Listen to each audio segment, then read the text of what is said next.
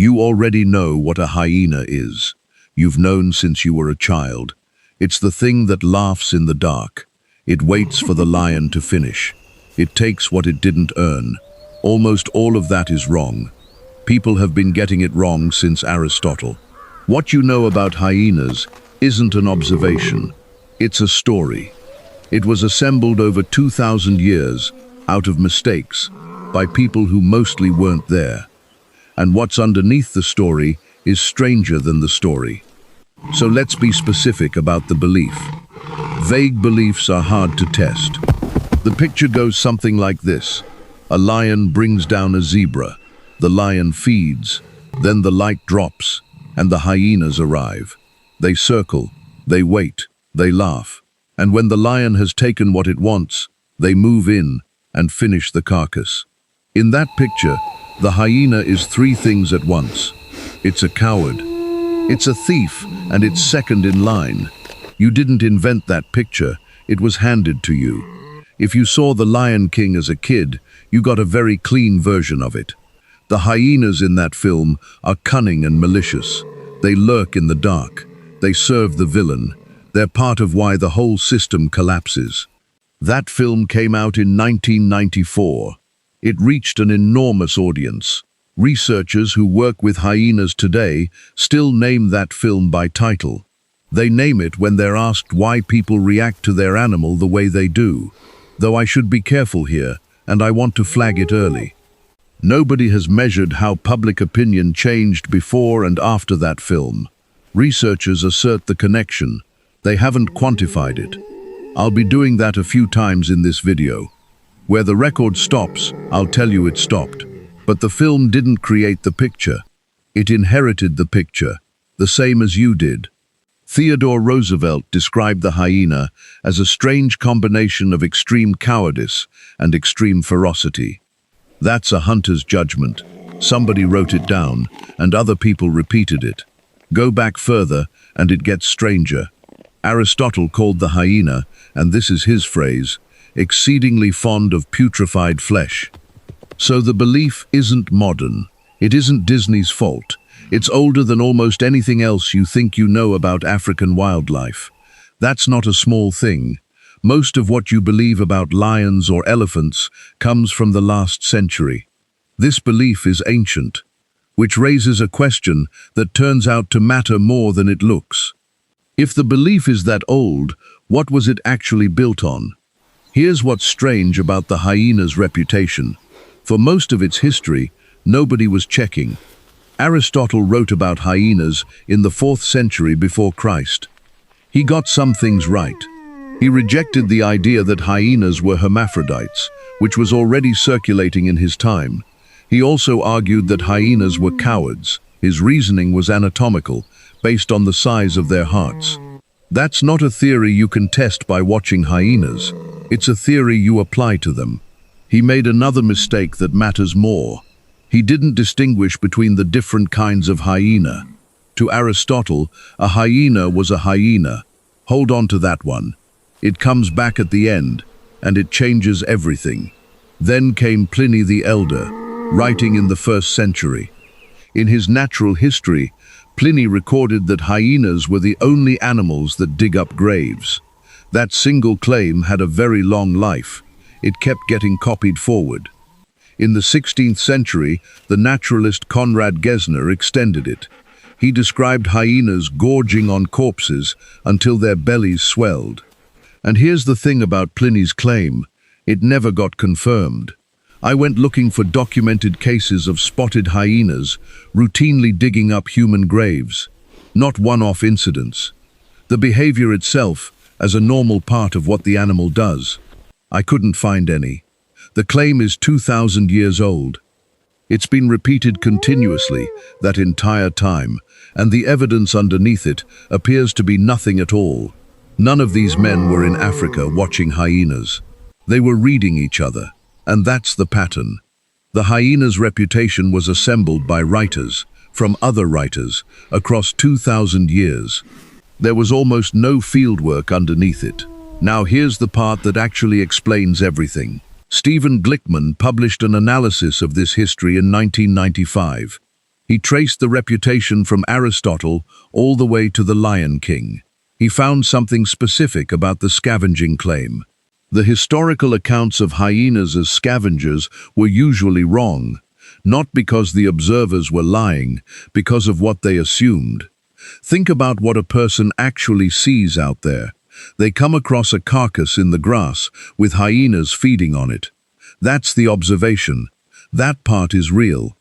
Then they fill in the rest. Something killed this animal. It wasn't the hyenas, because hyenas don't kill things, so the kill gets attributed to a lion. The hyenas get filed as scavengers, and the observation goes into the record as proof of a belief the observer already held. The error was never in the seeing, it was in the inference. That's a subtle failure, and it's a very human one. You saw something true, you explained it with something false, and the explanation felt like evidence. Nobody tested that inference for a very long time. Not Aristotle, not Pliny, not Gesner, not Roosevelt. For 2,000 years, the problem wasn't that nobody was looking. The problem was when they were looking. To test it, you'd have to do something nobody had done. You'd have to be there before the carcass existed. You'd have to watch the kill. In the 1960s, a Dutch zoologist named Hans Kruuk went to the Serengeti to do exactly that. He hadn't gone there for hyenas. The National Parks Authority, in what was then Tanganyika, asked him to study predation. Kruuk chose to focus on the spotted hyena. Then he stayed. He worked in the Serengeti and in the Ngorongoro crater. He co-founded the Serengeti Research Institute. He'd done his doctorate at Oxford under Nico Tinbergen, and he did the thing nobody had done. He watched at night. That's the whole methodological difference. It's almost embarrassingly simple. Hyenas are active in the dark. 2,000 years of observers had been arriving in the morning. Think about what that means. If you arrive in the morning, you find a carcass and some hyenas. You've already missed the only part of the night that answers the question. The kill happened while you were asleep. Kruuk didn't arrive in the morning. He was there when it happened, and what he found inverted the story. At carcasses shared between lions and spotted hyenas, the hyenas had made the kill more than half the time. The lions weren't being robbed. In a lot of cases, the lions were the ones arriving second. Kruuk published this in 1972 in a book called The Spotted Hyena. It's since been cited in the scientific literature close to 2,000 times. He also put a number on the other half of the picture.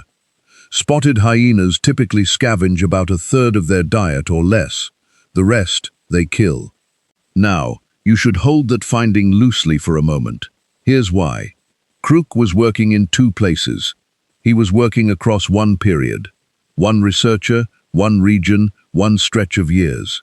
That's not nothing, but it isn't proof either. Ecosystems differ.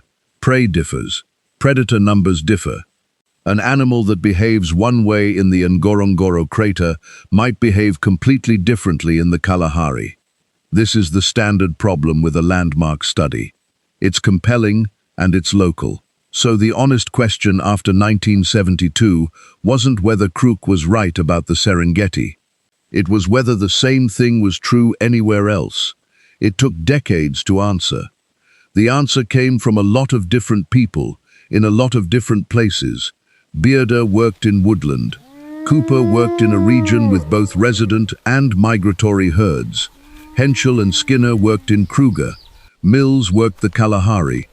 Hofer and East worked the Serengeti migration. Gassaway and colleagues worked Etosha. Holkamp and her team worked the Masai Mara. Different countries, different habitats, different decades, different methods. They all found the same direction. Hunting matters more than scavenging in the feeding ecology of the spotted hyena. That isn't a minority position anymore. It's the settled view in the field. The scale of the confirmation is worth sitting with. Matt Hayward published a meta-analysis in 2006. He pulled together 3,478 kills from 15 separate studies across 6 countries. That dataset covers the full geographic range of the species. It found that spotted hyenas capture virtually every prey animal available to them. There's one exception: adult African elephants. Hayward also found they're capable of killing at least 30 different prey species, so the direction is settled. Now here's where it gets interesting. This is also where most videos about this stop. How much do they actually kill for themselves? Search for that number and you'll get a confident answer. You'll get 90%, or 95, or 75. None of those is the number. There isn't one.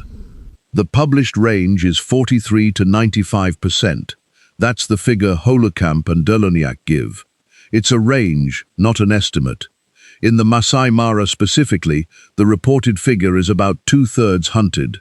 Kruuk's Serengeti work put scavenging at 1/3 of the diet or less. And here's how unsettled it really is. There's a recent review chapter by Jennifer Smith and Kay Holekamp. In its text, the range is 43 to 95%. In one of its own figure captions, it's 60 to 95%. Same chapter, two different numbers. That isn't sloppiness. That's what an honest range looks like when you squeeze it into one figure. So here it is plainly. If you see 95% anywhere, someone has taken the top of a range. They've presented it as the whole truth. The literature doesn't support a single number. It never has. While we're here, there's a second number worth flagging. You'll find a bite force figure for spotted hyenas everywhere online. It gets quoted with total confidence in videos and articles and comment sections. I went looking for where it comes from. I couldn't find a primary study behind it. The only published measurement I could locate comes from Binder and Van Valkenburg in the year 2000. They recorded bite forces up to about 3,500 newtons. Now look at their sample. 9 captive animals, aged between 6 months and 2 years. Those aren't adults. Hyena bite force keeps climbing for years after that. So the most quoted statistic about this animal was measured on juveniles. And the version you'll see online isn't traceable to any study at all. There's a third one, and this one hurts, because it would have been the best statistic in this video. You'll see it claimed that hyenas kill around 75% of all prey in the Ngorongoro crater. That would make them the primary predator of an entire ecosystem. It's consistent with what Kruuk found there. It may well be true. The figure appears in popular summaries of Kruuk's work. I've been unable to locate it in a peer-reviewed primary publication, so treat it as unconfirmed, and don't accept it from anyone who states it without a source. I'm not going to give you a number I can't source. That's the whole point of the exercise. Before I answer the diet question, one thing. If you want more of this, subscribe. And if you haven't seen it, the video on 80 hyenas against 4 lions is linked below. It covers what happens when these two species actually meet. Now, why is the diet figure a range? Because the hunting isn't one behavior. It's a set of them. Which one gets used depends on what's available. Start with the most basic thing. It's the thing the myth gets backwards. Spotted hyenas are cursorial hunters. That word means they run prey down over distance. They don't ambush. Almost every predator you picture on the savannah does the opposite. Lions stalk, leopards stalk, cheetahs accelerate. All of them rely on getting close before anything happens. Hyenas rely on the animal getting tired. A typical hunt has a shape to it. Researchers have described that shape the same way across a lot of separate studies. It starts with a rush. One or more hyenas run at a group of prey animals. The group scatters. Then the hyena stops. That pause is the part worth noticing. The hyena stands still and watches how the animals move. It's reading gait. It's looking for the one that runs differently from the others. That's not a small thing to do mid-run. The animal is committing to a target before it commits to the distance, and the distance is the entire strategy. Pick wrong, and you've spent everything for nothing. Then it picks one. And then the chase starts. That chase can cover 75 meters. It can cover 4 kilometers. Chase speeds have been estimated at 50 to 60 kilometers an hour. 4 kilometers is not a sprint. That's a pursuit that continues long past the point where a cheetah would have quit.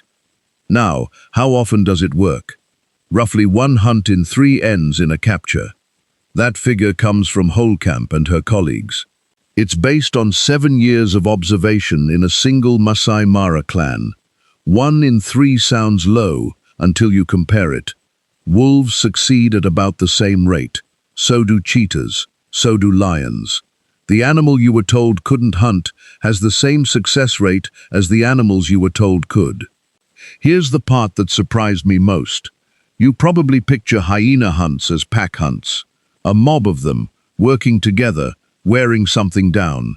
Roughly 3/4 of hunts are made by a single hyena, alone. The mean hunting group size in the Masai Mara is 1.7 animals. That's an average of under 2, and it scales with the target. For topi, the mean is 1.2 hyenas. For wildebeest, 2.9. For zebra, it rises to 9.1. So the group forms when the prey demands it. Otherwise, it doesn't form at all. Now think about what a solo hunt means physically. An adult spotted hyena weighs between 45 and 70 kilograms. A single hyena commonly captures prey around 100 kilograms. That's an animal killing something well over its own body mass. On its own, with nobody helping, and it goes further. Hayward's data show them regularly capturing prey of 182 kilograms or more. In the Kalahari, Mills documented them taking eland of around 500 kilograms. 500 kilograms is roughly 10 times the weight of the animal doing the hunting, which makes the solo statistic genuinely strange. Because cooperation demonstrably works. 2 or more adults are about 25 to 35% more successful than a solo hunter.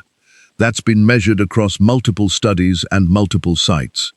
So hyenas hunt better in groups, and 3/4 of the time they hunt alone anyway. That puzzled the people studying them for a long time. The answer, when it came, wasn't about hunting at all. It was about what happens afterwards. Jennifer Smith and her colleagues ran the comparison directly. They looked at kills made by solo hunters against kills made by pairs. Same prey size, same conditions. When 2 hyenas made a kill together, competitors started arriving within minutes. When 1 hyena made a kill alone, it usually just kept eating, and a hyena that keeps eating eats a lot. A single adult can take in about 1 1/3 kilograms per minute. In one sitting, it can consume 14.5 kilograms. Kruuk recorded 35 hyenas, reducing an adult zebra to nothing in 36 minutes. So the maths of a hyena's day looks like this. Hunting with a partner improves your odds by roughly 1/3, but it also brings company. And company means a smaller share. Solo hunting has a lower success rate and a higher net energy gain. That's your answer to why the diet figure is a range. There isn't one strategy to measure. There's a decision, made over and over. It shifts with prey size, prey abundance, and how many competitors are nearby. It's also why this obviously isn't scavenging behavior. A scavenger doesn't have to decide any of that. The competition explains something else about how these animals live. Spotted hyena clans can hold as few as 6 animals. They can hold more than 120, but the clan is almost never in one place. Adults spend somewhere between 20 and 40% of their time completely alone. Researchers call this fission and fusion. Individuals split off when food is scarce. They come back together when food is abundant, or when something needs defending. So the clan isn't a hunting pack that happens to rest. It's a network that assembles and disassembles all day. That matters for the myth more than it sounds. Picture the classic image again, a mob of hyenas moving as one unit, arriving together at somebody else's kill. That mob does exist, but it's the exception, not the default state. Most of the time, these animals are spread out and working separately. The crowd forms because a carcass appeared. It didn't arrive as a crowd. And there's a hierarchy running through it that decides who eats. Adult females and their offspring are dominant to every adult immigrant male. Rank determines priority of access at a carcass. That rank isn't won in a fight. It's inherited from the mother through a learning process during infancy. The mechanism has been compared directly to what happens in monkey societies. Clan structure and complexity in spotted hyenas look more like Cercopithecine monkeys than like other social carnivores. Which brings up an obvious question. If they're that socially sophisticated, are the group hunts sophisticated too? You'd expect yes. In some species, individual animals take specific roles in a hunt, repeatedly. In spotted hyenas, there's little evidence of that. What the observations support is simpler. Something closer to a rule of thumb, applied by every hunter independently. Move wherever you need to, so the prey stays between you and another hunter. That's it. No plan, no assigned roles. And that's genuinely interesting, because these animals are demonstrably good at solving problems. Wild hyenas have been tested with puzzle boxes containing food. The ones most likely to solve the box are the ones that try the widest range of approaches. So the intelligence is real and measurable. It just doesn't show up where you'd expect it. It shows up in the social life, not in the hunt. One more thing about the hunting, because it changes how you should think about the animal. It's hard to learn. A juvenile spotted hyena can't capture an antelope on its own until around 1.4 years old. Reproductive maturity arrives at about 24 months. But full adult hunting competency doesn't arrive until 5 or 6 years of age. Read that again.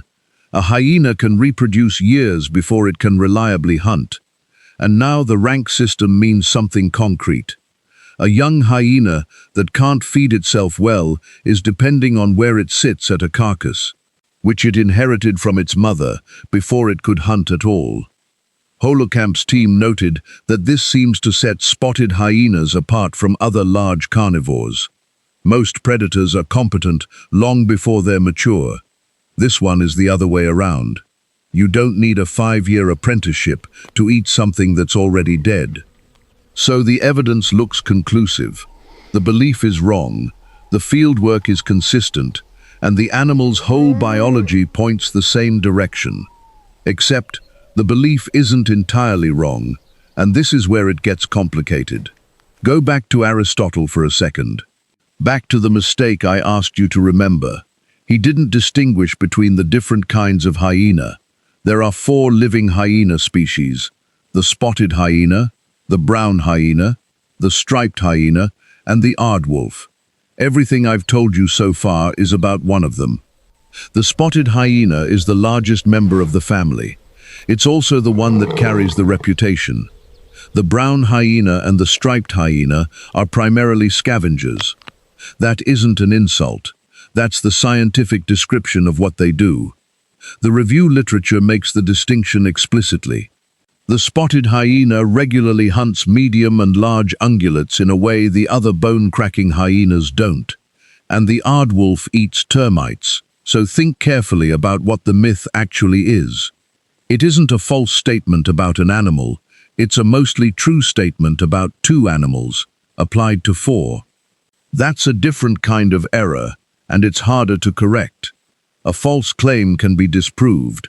A misapplied claim keeps finding evidence for itself. Every time someone watched a brown hyena at a carcass, the reputation got confirmed. It just got confirmed about the wrong species. For 2,000 years, the word hyena has been doing work it can't do. It's been carrying a description that fits part of the family and badly misrepresents the most visible member of it.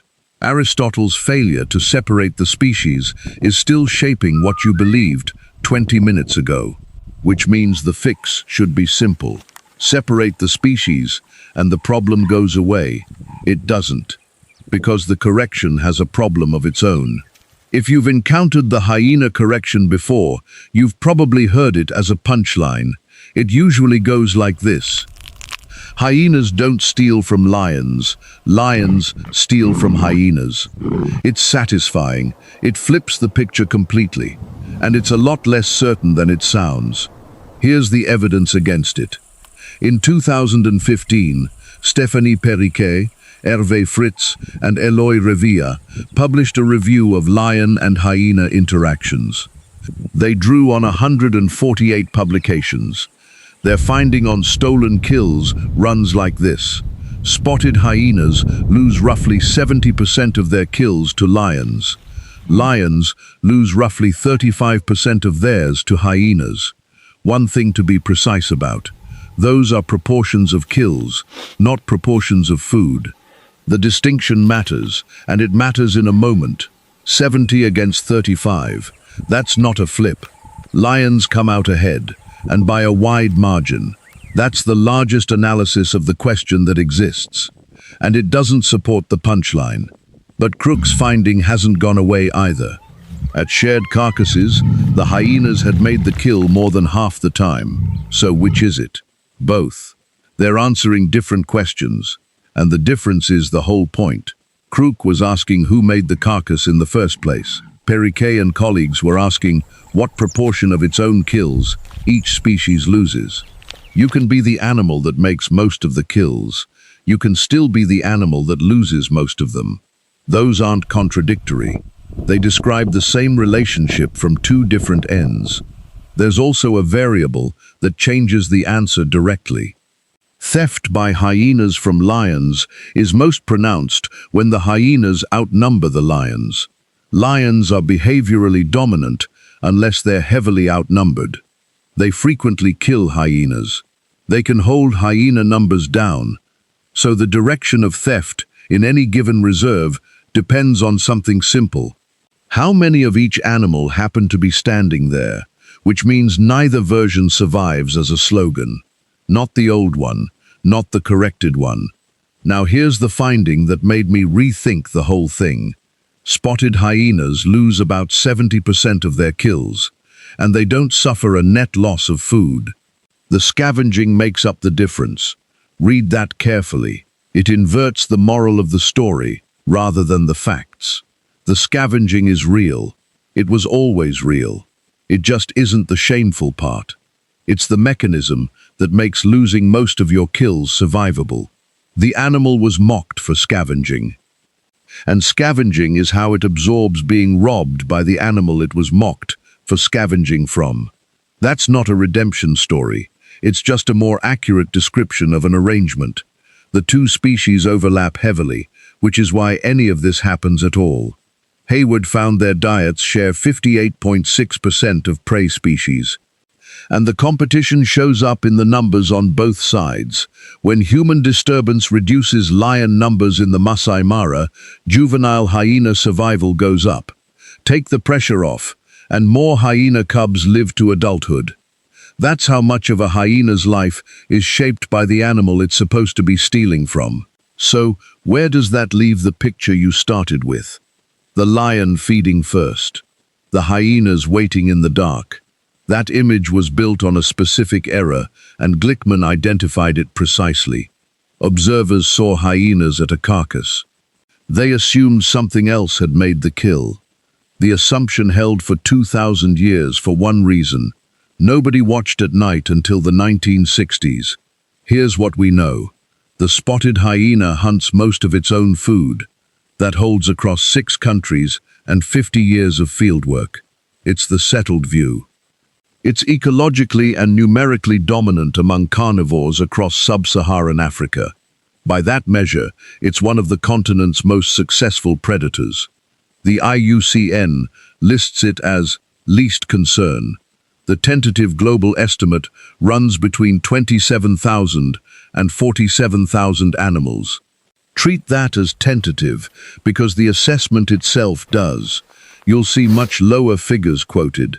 Those appear to come from misreading a threshold as an estimate, and it's declining outside protected areas. That last point deserves its own moment, because it's the part with consequences. Humans are a major cause of death for this animal. Hyenas get killed in response to livestock predation. They also get killed in anticipation of it, before anything has happened. Livestock is the real friction. It's where the animal and the people who live alongside it actually collide. I'm not going to tell you the reputation is why they're being killed. The record I've been working from doesn't establish that, and I'd be making it up. Which brings me to what we still don't know. Nobody can give you a single figure for how much of a hyena's diet is hunted. The honest answer is a range, and the range is wide. Nobody has traced the Ngorongoro statistic to a primary publication, including me. Nobody has measured whether the reputation actually drives the killing, or whether the two things simply coexist. And there's no verified bite force figure for an adult spotted hyena that I could find. That's 4 open questions in an animal that's been studied continuously since the 1960s. It's one of the best documented carnivores on Earth, and it's still full of holes, which is worth sitting with. The thing everyone was certain about turned out to be the thing nobody had checked. What the record does establish is narrower, and it's enough. The most maligned large carnivore in Africa hunts most of its own food. It's been doing that the entire time people have been calling it a thief, and the only reason anyone knows is that one man finally went out and looked in the dark.